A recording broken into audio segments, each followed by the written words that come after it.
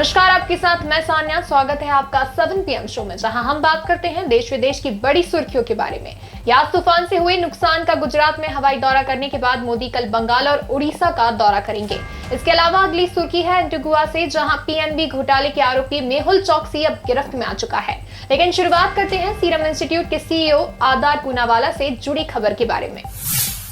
Bombay high court ने Covishield टीके का निर्माण कर रहे सीरम इंस्टीट्यूट ऑफ इंडिया के सीईओ आदार पूनावाला के लिए जेड प्लस सुरक्षा के अनुरोध संबंधी याचिका पर महाराष्ट्र सरकार को जवाब देने का बृहस्पतिवार का निर्देश दिया है। बंबई हाईकोर्ट ने याचिकाकर्ता वकील से कहा, उन्हें इस मामले में दलील देते वक्त ये ध्यान रखना होगा कि भारत की साख अच्छी है और ऐसी कार्रवाई का अंतर्राष्ट्रीय स्तर पर प्रभाव पड़ेगा।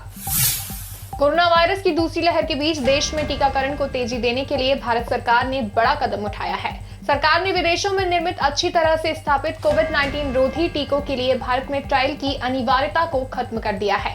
सरकार के इस कदम से विदेशी टीकों के आयात में तेजी आएगी। सरकार ने ये कदम ऐसे समय पर उठाया है जब देश में दूसरी लहर कुछ शांत पड़ने के बावजूद प्रतिदिन करीब 2 लाख नए संक्रमित मिल रहे हैं और हजारों लोगों की मौत हो रही है।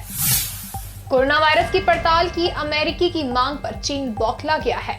अमेरिका की मांग पर चीन ने जवाब दिया है कि बाइडेन प्रशासन इस मसले पर राजनीति कर रहा है। चीन ने कहा कि बाइडेन प्रशासन अपनी जिम्मेदारी से बच रहा है और राजनीति करते हुए एक बार फिर से कोरोना के उभार के सेंटर की जांच की मांग कर रहा है। कोरोना संक्रमण का पहला केस 2019 के आखिरी दिनों में चीन में ही मिला था। चीनी विदेश मंत्रालय के प्रवक्ता झाओ लिजियान ने कहा है कि जो बाइडेन का आदेश ये दिखाता है कि अमेरिका को सच और तथ्यों की कोई परवाह नहीं है।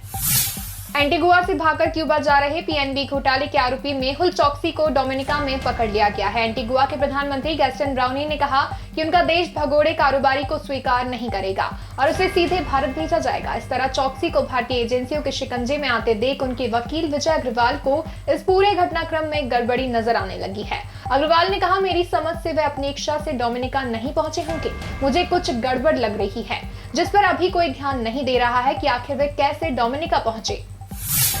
अमेरिका में कैलिफोर्निया राज्य के सैन जोस शहर में बुधवार को एक व्यक्ति ने अंधाधुंध फायरिंग की। पुलिस के मुताबिक घटना में 8 लोगों की मौत हो चुकी है। इसके अलावा कई लोग घायल बताए गए हैं। हमलावर मौके से भागने की कोशिश कर रहा था, लेकिन पुलिस ने उसे मार गिराया। सिटी मेयर सैम लिकार्डो ने इस घटना को शहर के इतिहास पर काला धब्बा करार दिया है। छत्रसाल स्टेडियम में जूनियर नेशनल पहलवान सागर की हत्या के आरोप में गिरफ्तार 2 बार के ओलंपिक मेडलिस्ट सुशील कुमार के खिलाफ मीडिया में आ रही खबरों से उनका परिवार नाराज है।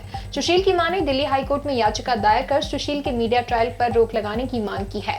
हाईकोर्ट ने याचिका स्वीकार ली है और इस मामले में शुक्रवार को सुनवाई की जाएगी।